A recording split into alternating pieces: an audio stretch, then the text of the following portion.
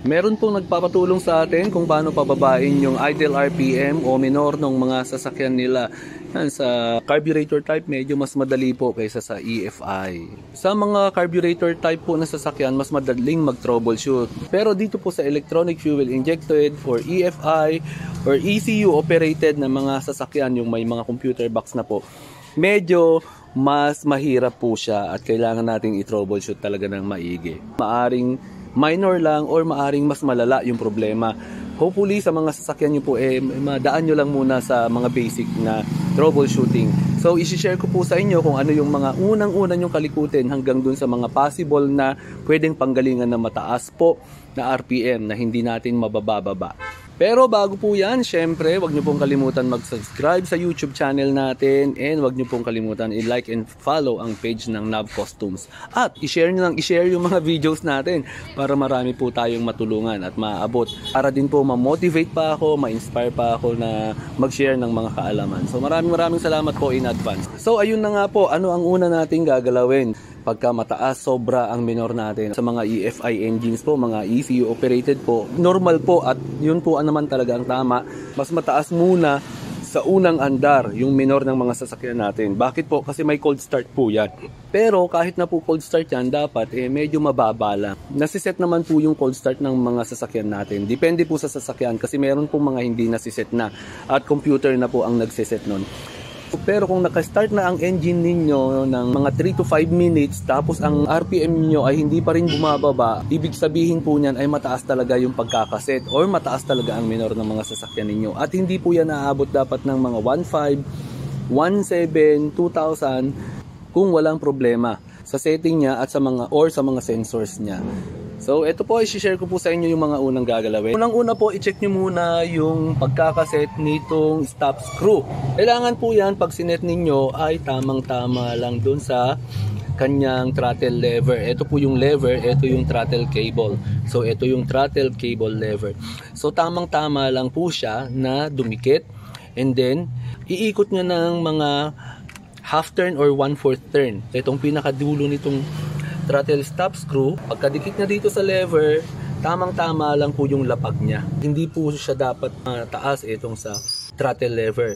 Yan po ay ginagawa pagka hindi na maintain ng maayos yung sasakyan, yung hindi nag-PPMS, kasi habang tumatagal po, dumudumi, nagka-clog yung air filter, tapos dumudumi yung throttle body or carburetor, hinahabol na lang po nila ng taas ng minor dito sa throttle lever stop screw. Ang setting po na ginagawa ko dyan, luluwagan ko muna, ito yung lock nya, luluwagan ko muna yan, and then ilalayo ko muna siya, tataas po yan and then ididikit ko lang po siya ng tama dito sa throttle lever, and then pagkadikit nitong dulo nitong throttle stop screw, saka ko po ito turn ng 1/4 or 1/2 para po hindi mag-lock yung throttle lever. Pagka nasobrahan po yan, pagka nagsilinyador tayo, pagbalik po ng lever na ganyan, maglalak po yan. So pepersahin po natin dun sa loob, sa pedal, sa accelerator, para lang mag-release siya at para lang ma-rev natin. Ang isa pa po ay itong throttle cable mismo. Dapat po may allowance yan na nagpe-play.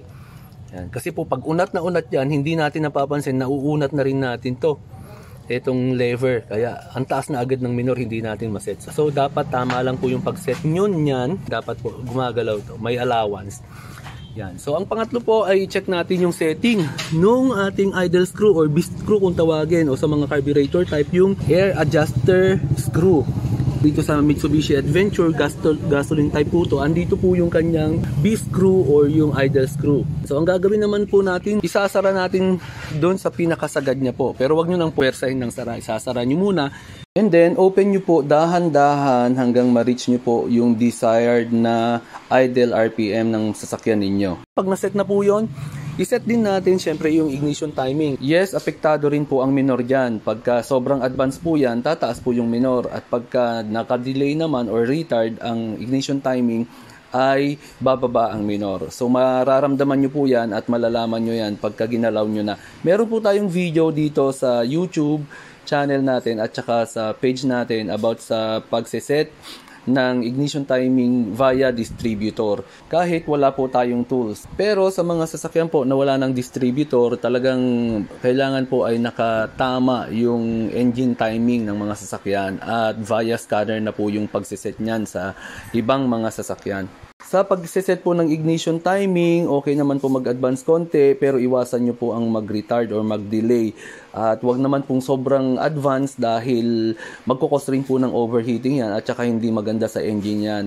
Lalo na pagka nagkaroon ng knocking, in time po ay madadamage o magkakaroon siya ng side effect sa makina at mapapalaki yung gastos ninyo. So tama lang po yung inyong pagsiset ng ignition timing.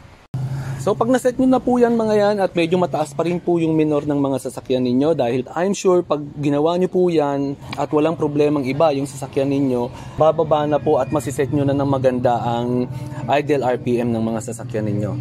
So going on, ang iba pa pong mga causes ng pagtaas ng idle RPM or ng minor ng sasakyan ninyo, i-check nyo po. Baka may vacuum leak yan, pati po itong PCB valve, isa rin po yan. Baka palitin na, faulty na. I-check nyo rin yung sa PCB line, baka yung hose nya, baka may crack na o matigas na o may nakakalabas ng hangin. At lahat po ng vacuum lines, lahat ng dadaanan ng hangin, i-check nyo po. Sa ibang sasakyan po, pati ito po ay talagang pag nagka-crack yan, magkakaroon ng problema sa minor. Either mataas or fluctuating or bababa. So pagka may mga crack na o masyado ng malambot o matigas na ang mga hoses, kailangan nyo na pong palitan yan. Meron din pong ibang simptomas yan na ang ganda naman ng idle ninyo, pero pag uminit na ang engine, ayun, tumataas na ang minor o kaya nagpa-fluctuate na ang minor, mabagsak na ang minor. Ang uunahin yung i-check dyan ay yung vacuum leak. Kasi po, itong hangin ay habang umiinit ang engine, nagkakaroon din po ng expansion yan. Same as coolant po or mga tubig na napag-aralan naman natin lahat yan. At doon siya nagkakaroon ng pressure. So, pag nag-expand na yan, yung pressure makakalabas na at kung mahina-hina yung hose, hindi niya kayang i-hold yung pressure at ayun ang tendency magkakaroon ng vacuum leak. And ang next po ay yung IACB ng sasakyan natin. Pag faulty yung IACB ng sasakyan natin, maaring mag-cause po yan ng mataas na idle na kahit anong gawin natin ay hindi natin mapababa. Marami pong symptoms yan na faulty na yan, tulad po ng pag nag-aircon tayo ay hindi na rin siya nag-idle up. Pag nag-start tayo ng sasakyan, pagka bagong start ay wala na rin yung cold start niya, yung mataas ang RPM, tapos pag mainit na bababa. Pag nag-start tayo ng sasakyan, fluctuating na, yan po ang mga simptomas niyan.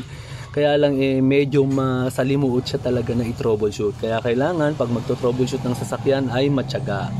At ayun nga po, pag sobrang taas ng RPM, maaring maging cause po itong IACB ng sasakyan natin.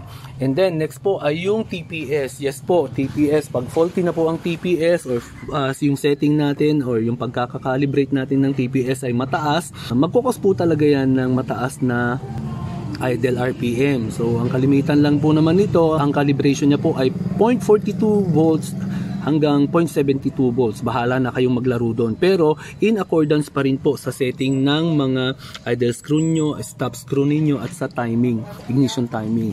So yun po. Pero pag faulty na po ito, maaring mag-cause po ito ng mataas na RPM na kahit anong gawin nyo, hindi nyo na po siya mabababaan. Kaya wala kayong choice kundi kailangan palitan po ang throttle position sensor o TPS ng mga sasakyan ninyo. So next naman po ay itong map sensor. Yes po, lalo na to, hangin din to. Pag faulty na po ito, maaring mag-cause po ng masyadong mataas na RPM at rev limit. Same as TPS din po, magre-rev limit din siya. Depende lang po sa mga brand ng sasakyan. So kailangan ma-troubleshoot nyong maigi yan. Kasi po talagang sa mga EFI, hindi po yan basta-basta na pinapalitan lang. Sayang naman, diba? So kailangan i-troubleshoot nyo para malaman talaga kung ano yung nagkukos ng problema ng mga sasakyan natin. So ang last po ay yung ECU, yung computer box. Meron na po tayong nagawang ganyan na talagang ang ginawa na lang ay tinakpan na lang yung throttle body, nilagyan ng konting lusutan ng hangin para magamit siya. Kasi po sobrang taas ng minor, ayun naman ay umaabot sa 2,500 RPM. At pagka ganun po ay talagang overheating ang mangyayari doon. So pag yung computer box po ng sasakyan ninyo ay faulty na, Nagkukos din po siya ng sobrang taas na RPM at hindi nyo talaga yan matitimpla. And hopefully, hindi yun ang problema ng sasakyan ninyo. Pero kung yun naman din po ang problema niya, kailangan nyo na pong palitan or ipaayos. And kung sakaling yung ECU po talagang nasira, kailangan nyo pong i-check maigi ang electrical wirings ng mga sasakyan ninyo. Huwag nyong basta-basta papalitan at ikakabit agad yung bagong ipapalit ninyo dahil baka masunog ulit ang ECU. So ayusin nyo po muna ang electrical wiring. So ayan po. Hopefully may natutunan po kayo. Maraming salamat po, Nav Customs.